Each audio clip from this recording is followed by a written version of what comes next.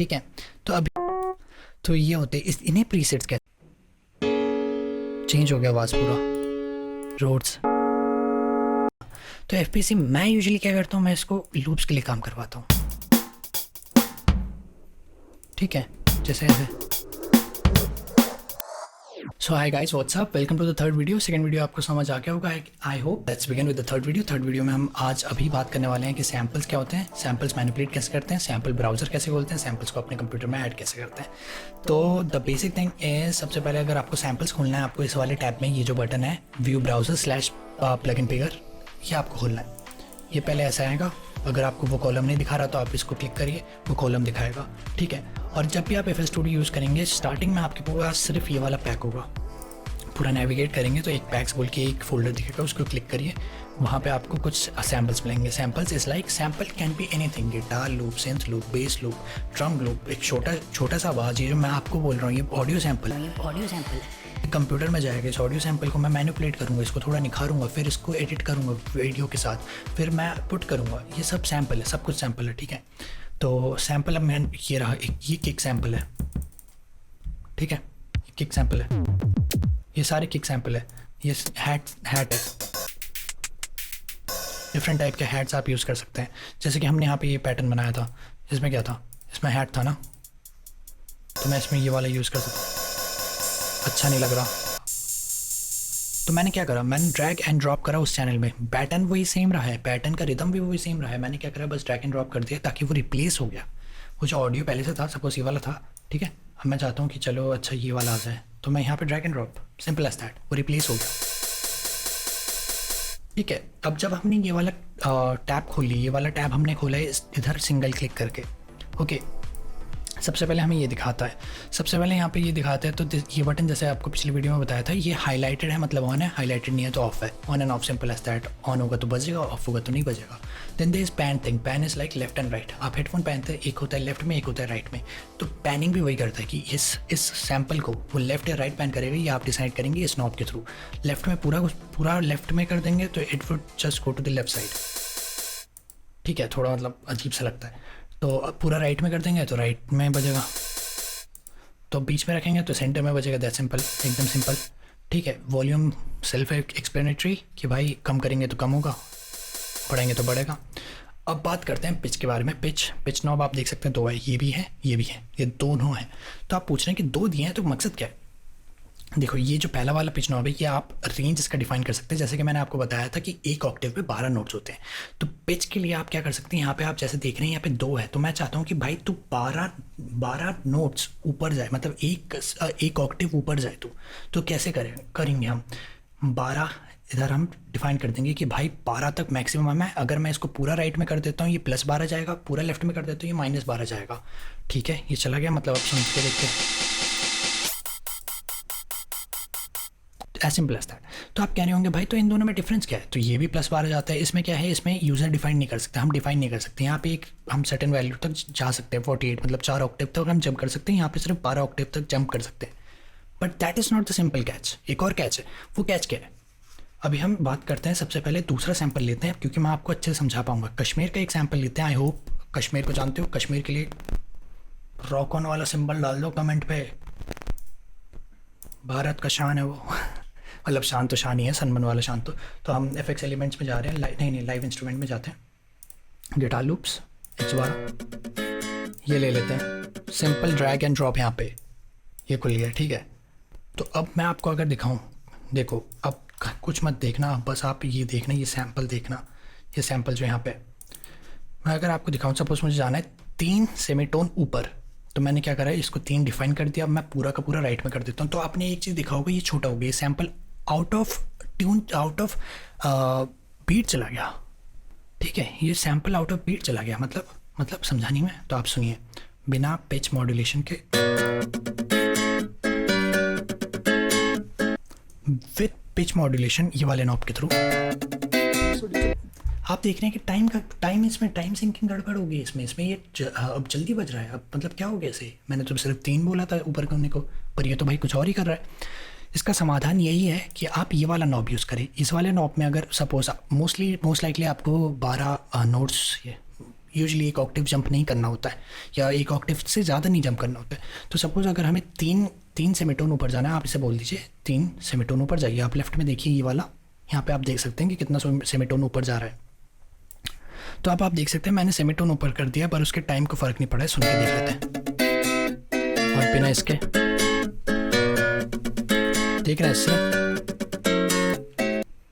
सिर्फ पिच में फ़र्क पड़ा है, इसके टाइम में नहीं पड़ा है। तो that is why we use this pitch rather than this. पर अगर आपका मन है तो आप ये भी यूज़ कर सकते हैं, बस देख लीजिए कि थोड़ा बहुत टाइम सैम्पल इन सब में फ़र्क आ सकता है। Next is track. Track is like mixer track में अलोकेट करने के लिए, जैसे मैंने आपको बताया था कि हर इंस्ट्रूमेंट एक अपने मिक्सर ट्रैक से अलोकेट होना चाहिए, ताकि हम उसे EQ कर पाए, रिवर्ब डाल पाए, उसके डिले डाल पाए, उसको अच्छे से मिक्स कर पाए, राइट। तो ये सब करते हैं। अगर मैं सिर्फ ट्रैक बटन दबाऊँ तो वो अपने आप से अपनी मर्जी से कोई भी एक रैक ले लेगा। चैनल रैक में दबाया मैंने तो उसको जाके 5 पे बैठ गया, सिंपल एज दैट, ठीक है। तो अब ये वाला अब हम बात करते हैं पिच की। बात कर लिया हमने, पिच को मैंने आपको बता दिया कि अच्छा नोट चेंज करने के लिए, उसका की बदलने के लिए टाइम क्या होता है, मल नहीं चाहिए, फालतू की बातें नहीं करेंगे। टाइम क्या होता है, टाइम इज़ लाइक सपोज़ ये 112 BPM में और मेरा जो है BPM दैट्स लाइक 130। अब मैं चाहता हूँ कि 130 में ये फिट हो जाए, विद मेट्रोनोम अच्छा लगे।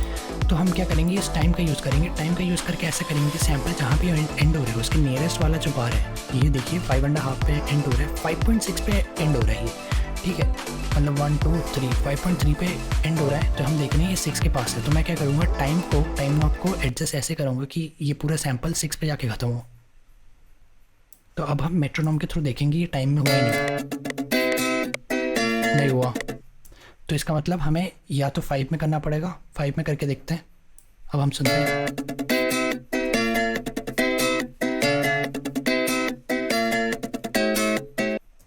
तो ये हमारा क्या है, टाइम एडजस्ट करने के लिए। अगर हमें उस अपना एक सैम्पल उसकी टेम्पो में, उसके प्रोजेक्ट के टेम्पो में बैठाना है, तो हम इसका टाइम एडजस्ट करते हैं, ठीक है, एज सिंपल एज दैट। और मेट्रोनोम के थ्रू आप देख लीजिएगा, मेट्रोनोम का जो बीट है वो 1 by 1 पे आना चाहिए। अगर मतलब दोनों आपस में क्लैश हो रहे हैं या दोनों में डिले है, तो मतलब आपका टाइम में अभी तक बैठा नहीं है, आपको और थोड़ा नॉब इधर उधर करना है। बट यूजुअली ये होता है कि जो सैम्पल जहाँ पे ख़त्म हो रहा होता है उसके आसपास वाला जो बार होता है वहीं पर ही आपका मेन टाइम होता है। तो ठीक है, अब बात करते हैं रिमूव DC ऑफसेट नहीं चाहिए, रिवर्स पोलैरिटी नहीं चाहिए। नॉर्मलाइज इज़ लाइक वो या तो वॉल्यूम कम कर देगा या तो बढ़ा देगा। तो यहाँ पे देखते हैं क्या करता है, यहाँ पे वो कम कर देता है, क्योंकि उसका एक सर्टेन लेवल होता है, वो वहीं तक ही वो रखना चाहता है। उसके बाद बात करते हैं फेड स्टीरियो। कुछ बेकार है, नहीं चाहिए। रिवर्स, हाँ रिवर्स चाहिए होता है। रिवर्स क्या होता है, देखिए सपोज अब ये बज रहा है कि नॉर्मल ऐसे गिटार बज रहा है। अब मैं चाहता हूँ कि भाई ये पीछे से बजे। समझ रहे हो आप? Naughty, you teasing me, you naughty. कैसे, रिवर्स बटन दबा कूल सा एकदम कूल फंकी सा रिदम सा आ जाता है, जो कि यूनिक होती है, जो आप हो सकता है खुद अकेले अगर मीडी नोट्स ड्रॉ कर रहे होंगे तो नहीं कर पाएंगे ये चीज़। तो इसके लिए हम रिवर्स यूज़ करते हैं कि किसी सैम्पल को लाएं और थोड़ा यूनिकनेस देने के लिए हम रिवर्स यूज़ कर लेते हैं, ठीक है। अब ये होता है, अब रिवर्स को हम बंद कर देते हैं, नॉर्मलाइज को भी बंद कर देते हैं। सैम्पल स्टार्ट, SMP स्टार्ट, ठीक है। सैम्पल स्टार्ट ऑफसेट होता है, ये आप लेफ्ट में देख सकते हैं 0% की, मतलब कितना टाइम बाद वो शुरू होगा, ठीक है। तो ये कर दिया, तो देखिए पहले वो ऐसे स्टार्ट हो रहा था, अब वो थोड़ा ऑफसेट हो गया कि अब चलो अब वो तो पे स्टार्ट होगा। तो यहाँ इससे हम ये देखते हैं कि हमें सैम्पल को किस पॉइंट में स्टार्ट करना है, कि स्टार्टिंग में स्टार्ट करना है या थोड़ा बाद में जाके स्टार्ट करना है, वो सब हम सैम्पल स्टार्ट ऑफसेट से देखते हैं। उसके बाद लेंथ कितना बड़ा रखना है, कितना छोटा रखना है। तो आप देख रहे हैं कि मैं जैसे जैसे लेंथ कम कर रहा हूँ वो टाइम में भी बिगड़ता जा रहा है। तो फिर तो ये सारी चीज़ें इससे हो रही हैं, काफ़ी वेट इफेक्ट है। हमें कभी कभार मन करता है कि भाई फेड इन हो, जो सैम्पल आ रहा है वो फेड इन जाए, और फेड इन ऐसे करके जाए, ऐसे करके हो। तो कैसे करें हम, वो करेंगे हम इन के थ्रू। देखिए फेड इन हो रहा हुआ,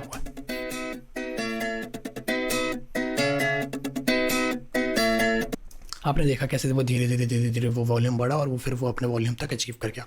तो हम इसे ऐसे कर देते हैं आउट, इनका ऑपोजिट, मतलब अब वो फेड आउट कर रहा है कि मतलब वॉल्यूम वो 30 रहेगा but it will just fade out lightly. This is how it happens. देख रहे हैं अब होने लग गया, वैनिश गया। क्रॉसफेड ट्रिम के बारे में उतना नहीं जानना है क्योंकि हम ज़्यादा यूज़ नहीं करते। क्रॉसफेड का ये होता है कि अगर कोई और सैम्पल इसके साथ है तो वो आपस में क्रॉसफेड करता है। तो अब ये वाला पेंचकस वाली इसमें चलते हैं। पेचकस वाले में नहीं, उससे पहले डी क्लिकिंग मोड के बारे में हम थोड़ा जानना चाहेंगे कि ट्रांजिएंट, स्मूथ, ये सब क्या होता है। अच्छा, अगर आपको सपोज चाहिए कि भाई ये थोड़ा जो है ये एंडिंग आपको अब्रप्ट से लग रही है और आप चाहते हैं कि भाई हल्का सा ये थोड़ा मतलब स्मूथली एंड हो, तो आप क्या करिए, ट्रांजिट में जाइए, क्रॉस फेड दबा दीजिए, ठीक है, और यहाँ पे ऐसे थोड़ा सा करिए तो ये स्मूथली एंड होगा, ठीक है।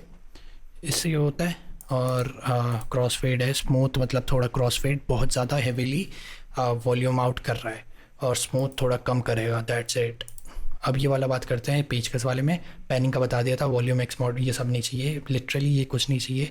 ये वाला पियानो चाहिए कि ऐड टू की, सपोज आपको लग रहा है कि ये सी जो है ये सी पे नहीं है, ये बी पे, तो आप क्या करिए, राइट क्लिक करिए, ऐड टू की कर दीजिए।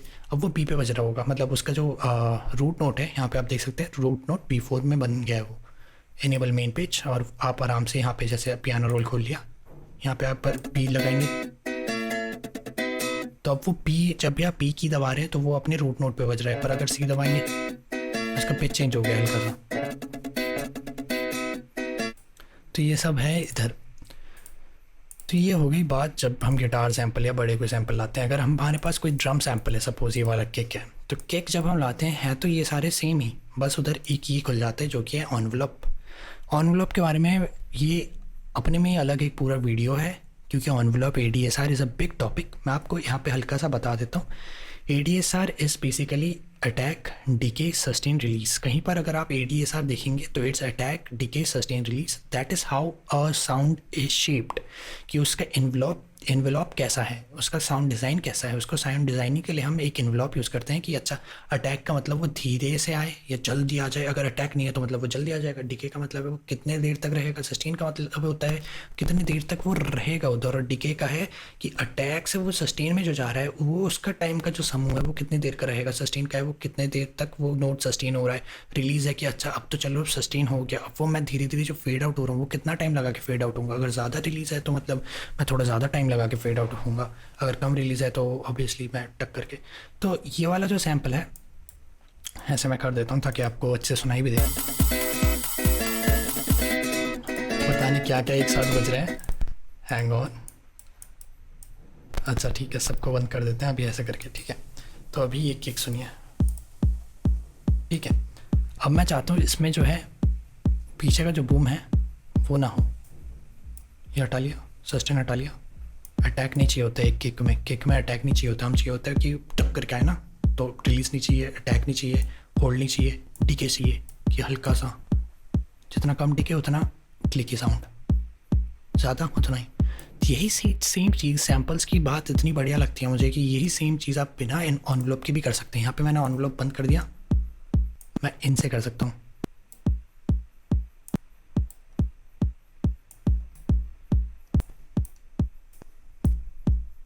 मैं इनसे कर सकता हूँ, मैं आउट से कर सकता हूँ, मैं इन आउट से ही पूरा डिज़ाइनिंग कर सकता हूँ अच्छे से। तो इससे मैनिपुलेट भी कर सकता हूँ मैं। और ऑब्वियसली मिक्सर ट्रैक में जाएंगे तो मिक्सर ट्रैक जब खोलेंगे और यहाँ पे हम खोलते ही हम यहाँ पे EQ लगा सकते हैं, ऐसे हम बेस हटा सकते हैं, बेस बढ़ा सकते हैं, ये ड्रॉप डाउन दबा के यहाँ पे हम चाहे तो साउंड को डाइसर लगा सकते हैं। मेटालिक से बन गया और मैं चाहता हूँ ये मेटालिक ना बने, मैं चाहता हूँ इसमें बेस हो गया। तो ऐसे करके हम सैंपल को मैनिपुलेट करते हैं। सबसे पहले इंपॉर्टेंट होता है कि सैंपल को उसके पिच में करना, और उसके बाद इंपॉर्टेंट होता है कि सैंपल को उसके टाइम में करना। टाइम और पिच सबसे ज़्यादा इंपॉर्टेंट होते हैं, जो कि ये दोनों नॉब कर देते हैं, टाइम और पिच, ठीक है। अगर आप कोई गाना ए माइनर में बना रहे हैं, कोई सैंपल आपने लिया जो कि बी माइनर में है, तो ऑब्वियसली उसको आप 2 सेमीटोन्स या 200 सेंट्स ऊपर मतलब लेफ्ट की तरफ ले आओगे उसको उस प्रोजेक्ट के की में बैठाने के लिए, ठीक है। तो वैसे ही टाइम का सीन है कि आपको देखना पड़ेगा नियरेस्ट ग्रिड और मेट्रोनोम चला के कि कितना वो सेटिस्फाई कर रहा है एक दूसरे को। अगर वो सेटिस्फाई कर रहे हैं एक दूसरे के तो मतलब हो गया भाई, बढ़िया है। तो आई होप आपको ये वीडियो बस समझ आया होगा। नेक्स्ट वीडियो में हम गाना बना रहे हैं, लिटरली गाना बना रहे हैं, और सब कुछ आपको क्लियर हो जाएगा जब आप देखेंगे मैं कैसे गाने बना रहा हूँ। और I hope you like this video. I hope अभी तक आपको सब कुछ समझ आ रहा है। अगर नहीं आ रहा है तो you can just comment down below, I would be happy enough to solve any of your issues and query. And thanks for watching, ठीक है। देखिए वैसे तो मैं मीम चला देता पर हाँ ठीक है। हेलो गाइस नहीं बोलूँगा, बहुत ही क्लीशे और गंदा लगता है। जल्दी से बेल आइकन को दबाइए और सब्सक्राइब का बटन एक्सॉन पे दबाइए। तो थैंक यू।